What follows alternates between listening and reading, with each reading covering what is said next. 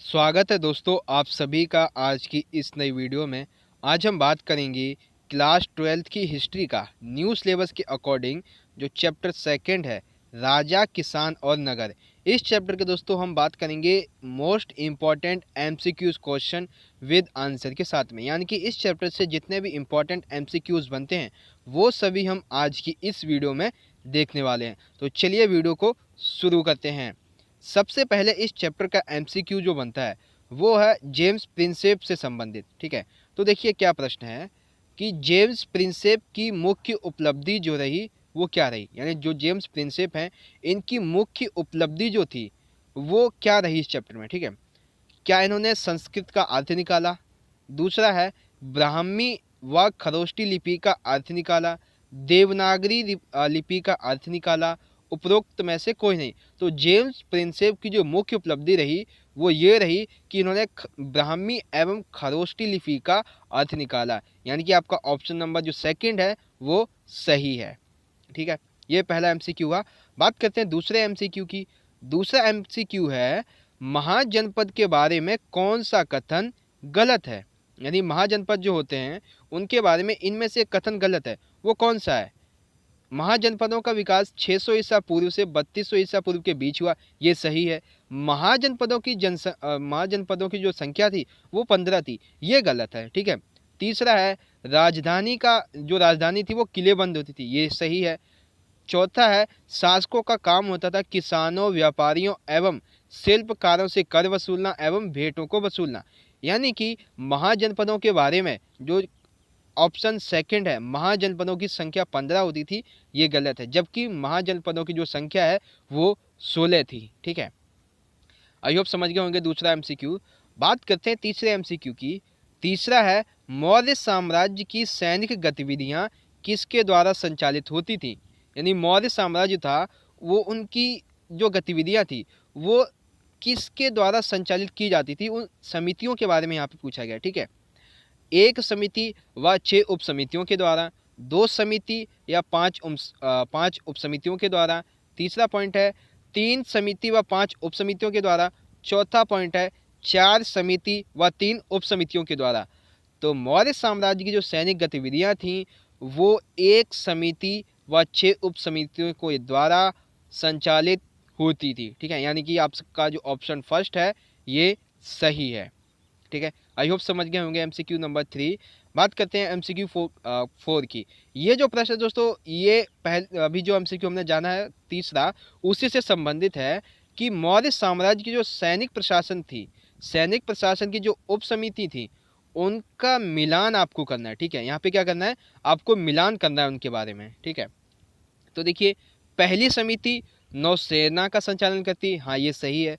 दूसरी समिति यातायात खान पान की देखरेख करती थी, ये भी सही है। तीसरी समिति पैदल सैनिकों का संचालन करती थी, ये भी सही है। लेकिन जो चौथी समिति है रथरोही, ये गलत है, क्योंकि अकॉर्डिंग टू 6 समितियों के जो चौथी समिति है वो है अश्वरोही की। ठीक है, चौथी समिति कौन सी है, अश्वरोही की, और पांचवी है रथरोही। ठीक है, तो यानी कि आपका ऑप्शन नंबर 4 जो है वो गलत है यहाँ पे। ठीक है, आई होप क्वेश्चन नंबर 4 आप समझ गए होंगे। बात करते हैं अगले प्रश्न की। अगला है धम्म के सिद्धांत की शुरुआत किसने की थी। धम्म के सिद्धांत की शुरुआत जो है वो किसने की थी। तो धम्म के सिद्धांत की शुरुआत के ऑप्शन है चंद्रगुप्त मौर्य ने, समुद्रगुप्त ने, चाणक्य ने या फिर अशोक ने। तो धम्म के सिद्धांत की शुरुआत अशोक के द्वारा की गई थी। ठीक है, अब देखिए अगला एमसीक्यू इसी से संबंधित है कि अशोक के धम्म के बारे में कौन सा कथन गलत है, यानी कि अशोक ने जो धम्म की शुरुआत की थी इसके बारे में इसमें एक कथन गलत है, वो कथन कौन सा है। ठीक है, बड़ों का आदर करना, ये सही है। दूसरा है सन्यासियों और ब्राह्मणों के प्रति उदारता, ये भी सही है बच्चों। तीसरा है सेवकों और दासों के साथ उदार व्यवहार, ये भी सही है बच्चों।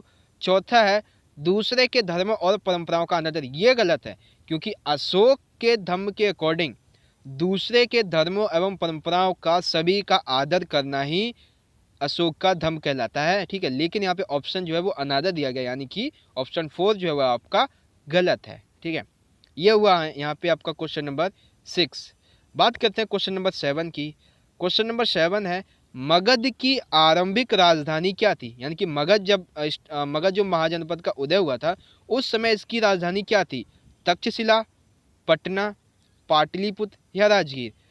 तो उस समय की राजधानी थी राजगीर, जिसे वर्तमान में पाटलिपुत्र के नाम से जाना जाता है। ठीक है।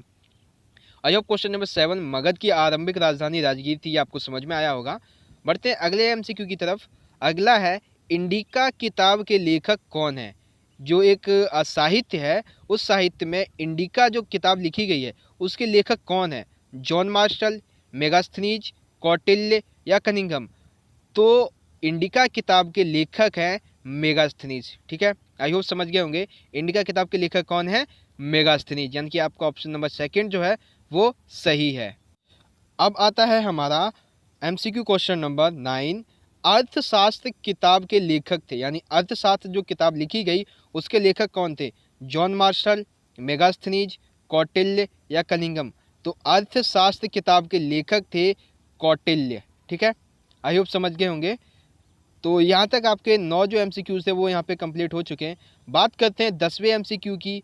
10वां है जातक कथाएं किस महापुरुष से संबंधित हैं? यानी कि जातक कथाएं जो लिखी गई थी मौर्य साम्राज्य के दौरान वो किस व्यक्ति से संबंधित हैं? ठीक है, महात्मा बुद्ध से, महावीर से, गुरु नानक से या कबीरदास से? तो जातक कथाएं जो हैं वो महात्मा बुद्ध के संबंध में लिखी गई थी। ठीक है, तो ये था क्वेश्चन नंबर 10। बात करते हैं 11 की। भारत में सबसे पहले सोने के सिक्के किसने जारी किए थे? आपका क्वेश्चन क्या है, देखिए दोबारा पढ़ते हैं। भारत में सबसे पहले सोने के सिक्के किसने जारी किए थे? ठीक है, आपके ऑप्शन है शकों ने, सातवाहनों ने, गुप्त शासकों ने या कुषाणों ने? तो भारत में सबसे पहले जो सोने के सिक्के जारी किए थे वो किए थे कुषाणों ने, यानी कि आपका ऑप्शन नंबर जो 4 है वो सही है। ठीक है, ये हुआ आपका क्वेश्चन नंबर 11। बात करते हैं 12 की। अब यह जो प्रश्न है इसके बारे में अलग से भी 3 नंबर का प्रश्न एक बार आएगा। ठीक है, जिसके बारे में हम जानेंगे कल की वीडियो में। कि प्रश्न है गदतिंदु जातक नामक जो कहानी है उसमें क्या बताया गया है? ठीक है, क्या इसमें मौर्य साम्राज्य के शासन के बारे में बताया गया है, मौर्य साम्राज्य के व्यापार के बारे में बताया गया है, जनता में राजा की छवि कैसी थी उसके बारे में बताया गया है, या प्रजा के शासक के प्रति प्रेम के बारे में बताया गया है? ठीक है, तो गदतिंदु जातक नामक कहानी में जनता में राजा की छवि के बारे में बताया गया है। वो छवि क्या है? राजा से उसकी प्रजा किस प्रकार से दुखी रहती थी। यानी जो गदतिंदु जातक नामक कहानी है इसमें जनता की छवि जनता में राजा की छवि के बारे में बताया गया है, जो कि उस समय काफ़ी दुखदायी रही थी। ठीक है, यानी कि जो जनता थी वो शासक से काफ़ी परेशान थी। ठीक है, यो आपका क्वेश्चन नंबर 12। आइयो समझ गए होंगे। बात करते हैं क्वेश्चन नंबर 13 की।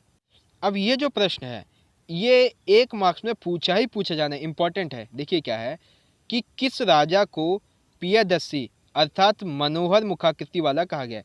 यानी कि आपकी किताब में किसी व्यक्ति को पियदस्सी यानी कि मनोहर मुखाकृति वाला व्यक्ति कहा गया है, वो कौन सा है? बिंबिसार है, अजातशत्रु है, अशोक है या गौतमी पुत्र सातकर्णी है? ठीक है, तो अशोक, आपका ऑप्शन नंबर 3 जो है वो सही है। अशोक को पियदस्सी अर्थात मनोहर मुखाकृति वाला राजा कहा गया, मनोहर मुखाकृति वाला व्यक्ति कहा गया, यानी कि आपका ऑप्शन नंबर 3 जो है वो यहाँ पे सही है। ठीक है, आई होप क्वेश्चन नंबर 13 समझ गए होंगे। बात करते हैं क्वेश्चन नंबर 14 की। ठीक है, क्वेश्चन नंबर 14 है चंद्रगुप्त मौर्य के दरबार में एक यूनानी राजदूत था, वो कौन था? यानी कि चंद्रगुप्त मौर्य के दरबार में एक राजदूत था जो कि यूनानी था, वो कौन था? चाणक्य, कौटिल्य, रुद्र दामन, मेगास्थनीज? ठीक है, तो मेगास्थनीज जो है वो चंद्रगुप्त के दरबार में एक यूनानी राजदूत था, यानी कि आपका ऑप्शन नंबर 4 जो है वो यहाँ पे सही है। ठीक है, तो इस तरह से यहाँ पे इस वीडियो के जो एमसीक्यूज थे वो ख़त्म होते हैं। आई होप आपको समझ में आए होंगे। तो चलिए दोस्तों, सारे के सारे जितने भी एमसीक्यूज इस वीडियो में मैंने आपको बताए हैं वो आपको एक बार दोबारा से दिखा देता हूँ। अगर आप चाहें तो उनका स्क्रीनशॉट भी ले सकते हैं। ठीक है, तो देखिए सबसे पहले एमसीक्यूज था, मतलब क्वेश्चन वाइज मैं आपको दिखाता जा रहा हूँ। आप चाहे तो वीडियो को पॉज करके इसे पढ़ सकते हैं। एक बार मैंने समझा भी दिया है, आंसर भी बता दिया है, आंसर लिखे हुए भी है। तो बहुत ही आसान लैंग्वेज में आसान तरीके से आपको मैंने बताने का प्रयास किया था। आई होप आपको ये समझ में आया भी होगा। अगर दोस्तों ये वीडियो अच्छी लगी हो, इस चैप्टर के एमसीक्यूज आपको समझ में आए हों, तो इस वीडियो को अपने दोस्तों के साथ ज़्यादा से ज़्यादा जरूर शेयर कर देना। हम मिलेंगे दोस्तों अगली वीडियो में इसी चैप्टर के 3 मार्क्स के इंपॉर्टेंट प्रश्नोत्तर की वीडियो के साथ में। तब तक के लिए आप पढ़ते रहिए, खुश रखिए, खुश रहिए, और इस वीडियो को अपने दोस्तों के साथ ज़्यादा से ज़्यादा जरूर शेयर कर दीजिए, क्योंकि ये एमसीक्यूज, इनमें से किसी ना किसी एमसीक्यूज की आने की पूरी संभावना है। ठीक है, तो आई होप वीडियो अच्छी लगी होगी। वीडियो अच्छी लगी तो लाइक करना, शेयर करना, और चैनल को सब्सक्राइब करके ऑल बेल पे जरूर सेट कर लीजिएगा। तो चलिए दोस्तों, मिलेंगे अगली वीडियो में। धन्यवाद। जय हिंद, वंदे मातरम।